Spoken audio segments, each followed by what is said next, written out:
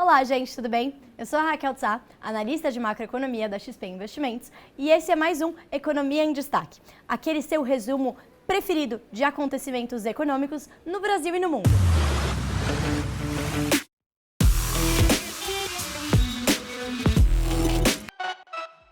Começando, como sempre, pelo cenário internacional. Olhando lá para os Estados Unidos. Bom, ao que tudo indica, o cenário eleitoral e toda essa discussão eleitoral está chegando ao fim. Quase todos os estados já concluíram a sua contagem de votos e indicaram, sim, Joe Biden como o novo presidente dos Estados Unidos. Enquanto isso, o Joe Biden já começa a montar a sua equipe. Para a secretária do Tesouro, ele indicou nada menos do que Janet Yellen, e o mercado reagiu de maneira muito positiva. Bom, a Yellen é a ex-presidente do Fed, que é o Banco Central americano, e principalmente agora, nesse período de pandemia, ela provavelmente vai ser a favor de um pacote bem grande de estímulos fiscais e vai ter aquele jogo político para poder negociar com o Congresso para que esse pacote seja aprovado. Também como parte da sua equipe, o Joe Biden indicou o Antony Blinken. A indicação de Blinken foi vista como um aceno para as instituições multilaterais, já que a carreira de Blinken está bem ligada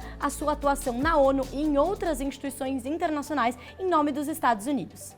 Ainda lá nos Estados Unidos, tivemos dados sobre a atividade econômica nessa semana. Os PMIs, que são aqueles indicadores de difusão que servem como um bom antecedente para a gente saber o que está acontecendo na economia, eles indicaram crescimento no mês de novembro. Mas por outro lado, a gente também teve alguns indicadores antecedentes, que é o que a gente chama ali do soft data, que eles vieram assim não tão positivos. Isso incluiu o indicador de confiança do consumidor olhando para novembro, principalmente diante da expectativa futura. Diante desse contexto macroeconômico, o Fed, o Banco Central norte-americano, divulgou a ata da sua última reunião. A ata não trouxe grandes novidades do que a gente já tinha falado ali da reunião do FONC. Eles só indicaram que provavelmente vão trazer mais diretrizes, mais sinalizações de quando vão encerrar o programa de compra de ativos. E ficou muito claro que eles não farão isso tão cedo. Por último, ainda nos Estados Unidos, destaque também para o aumento de novos casos em Nova York, que traz também parte dessa cautela que a gente já está observando nos dados. Falando em coronavírus, tivemos uma notícia relativamente boa também essa semana no lado das vacinas. O grande destaque dessa semana foi a vacina da AstraZeneca, o laboratório britânico, que está trabalhando também em parceria com o Instituto Fiocruz aqui no Brasil. Logo no começo da semana, a AstraZeneca divulgou que os resultados dos seus testes, que foram feitos a nível global, inclusive aqui no Brasil, indicaram 70% de eficácia. Isso trouxe uma certa reação negativa do mercado, especialmente em relação à AstraZeneca. As ações da AstraZeneca caíram nos mercados, né?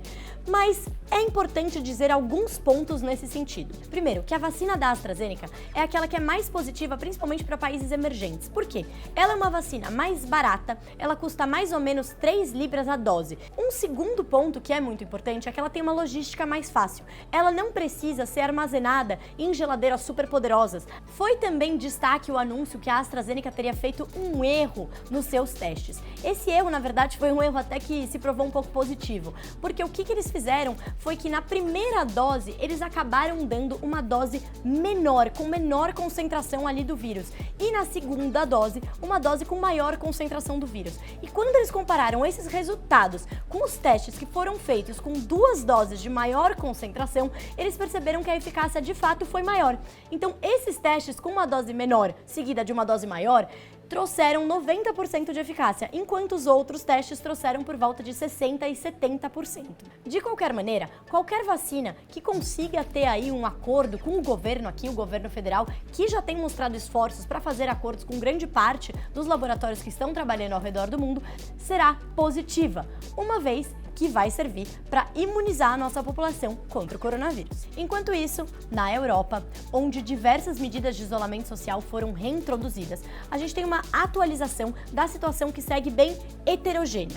Enquanto, por exemplo, na Alemanha, os casos seguem subindo, principalmente de hospitalizações, o Reino Unido já estuda flexibilizar algumas das medidas, olhando aí para o Natal e para as pessoas poderem se reunir. Ao mesmo tempo, a gente tem uma redução na França e na Itália, enquanto, por exemplo, na Bulgária, os casos atingiram o maior número de todos os países na Europa. Diante dessa situação preocupante de avanço do coronavírus, a gente já vê reflexos nos indicadores de atividade.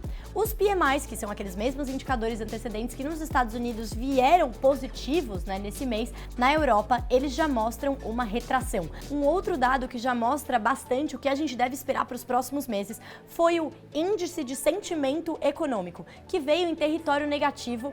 Nesse contexto, o Banco Central Europeu já começa a considerar a possibilidade de aumentar o seu programa de compra de ativos, já na próxima reunião que vai acontecer em dezembro. Em suma, o cenário internacional está sendo bem dominado pela cautela com o avanço da segunda onda de coronavírus e as medidas que podem ser tomadas pelos governos. Mais estímulos creditícios, mais estímulos monetários e mais estímulos fiscais. Enquanto isso, aqui no cenário doméstico, o avanço da segunda onda do coronavírus também preocupa, principalmente olhando para os dados da região sudeste, que tem mostrado um crescimento.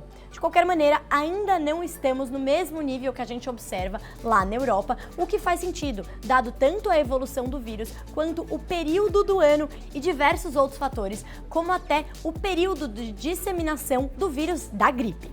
Já no cenário econômico, a gente teve uma semana recheada de indicadores, principalmente referentes a outubro, mas alguns já referentes a novembro.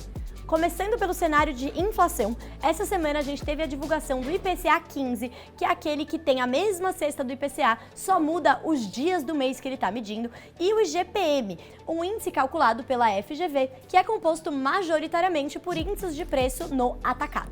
Os dois índices, eles trouxeram mais ou menos a mesma mensagem e reforçaram aquele cenário que a gente já tem visto nos últimos meses. É um cenário de aumento da inflação corrente, que está sendo puxado principalmente por desequilíbrios e consequências da pandemia. Reforçamos que esse choque na inflação é de curto prazo, ele é temporário, por mais que ele esteja se estendendo mais do que muitos imaginavam. Ele tem toda a cara de um choque de oferta, mas de qualquer maneira a gente permanece bastante cauteloso, assim como o Banco Central, que ao longo dessa semana, em diferentes ocasiões, também levantou esse ponto, que a grande preocupação é se essa pressão de, em teoria, curto prazo, acabar influenciando, contaminando as expectativas de longo prazo. E por que elas fariam isso? Devido à situação fiscal bem complexa, ainda cheia de incertezas. Olhando agora para o setor externo, essa semana a gente também teve dados do resultado da nossa conta corrente no mês de outubro. O principal destaque do resultado é que as contas externas continuam uma importante âncora na situação econômica brasileira, como inclusive diversas agências de rating sempre destacam. O resultado do mês, ele mostrou que, apesar de estar no menor nível dos últimos 10 anos, os investimentos externos diretos, eles ainda são mais do que suficiente para cobrir o nosso déficit em conta corrente. Já os investimentos em portfólio, que são aqueles investimentos que a gente faz aqui na XP, que eles vêm ou para bolsa ou para títulos de renda fixa, eles mostraram um cenário positivo no mês de outubro, encerrando o mês líquido positivo. Não sabemos ainda se essa tendência ela vai de fato se concretizar nos próximos meses ou se isso está sendo uma empolgação com mercados emergentes, mas a verdade é que já voltamos para o patamar em termos de investimento de bolsa no patamar líquido que a gente estava vendo lá em fevereiro. Nessa semana, a gente também teve importantes dados referentes ao mercado de trabalho. A CAGED, que se refere aos empregos formais, e também a PNAD contínua, que é a pesquisa também do IBGE, que aí se refere aos empregos formais e informais. O CAGED trouxe uma notícia muito positiva, da criação de mais de 390 mil novos postos de trabalho formais. Já a PNAD contínua, ela trouxe um aumento da taxa de desemprego, que passou de 14,4% para 14,6%. Mas por que eu tô falando que isso é uma notícia boa se o desemprego subiu? Eu tô falando isso porque, na verdade, Já era esperado porque muita gente durante essa pandemia saiu da força de trabalho, que é a população economicamente ativa. Uma vez que eles saem, eles não estão mais procurando emprego, ou porque eles estão recebendo o auxílio emergencial, ou porque onde eles moram não tem oportunidade de emprego, eles não são contabilizados na taxa de desemprego. Então, conforme eles vão voltando para a força de trabalho, por mais que a gente tenha um aumento na população ocupada, que foi de fato o que aconteceu no mês de outubro, a gente ainda tem uma pressão sobre a taxa de desemprego. Em suma, as notícias referentes ao mercado de trabalho foram positivas, por mais que a gente ainda tenha bastante cautela, assim como todos os outros indicadores, principalmente porque, teremos o fim do auxílio emergencial e mais gente voltando para o mercado de trabalho, e 2, porque a gente também vai ver a data de expiração de muitos contratos que foram feitos entre empregadores e empregados sob o Programa de Manutenção de Emprego e Renda. E agora, para o último conjunto de dados que foi divulgado essa semana, que foram os dados fiscais.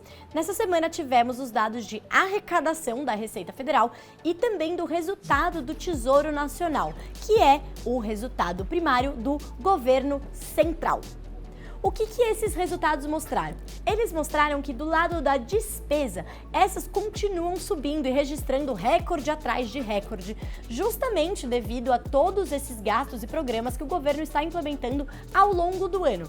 Esses gastos estão sendo menores agora no final do ano, lógico, porque os gastos estão diminuindo. Esses programas estão sendo encerrados paulatinamente, assim como, por exemplo, o auxílio emergencial, que foi reduzido de R$600 para R$300 e, ao que tudo indica por hora, vai ser encerrado no final de dezembro. Já no lado da arrecadação, a gente está vendo uma surpresa relativamente positiva, porque a arrecadação ela está voltando substancialmente, o que casa com toda a situação que a gente está vendo do lado da atividade econômica. A atividade está voltando, a arrecadação também está voltando.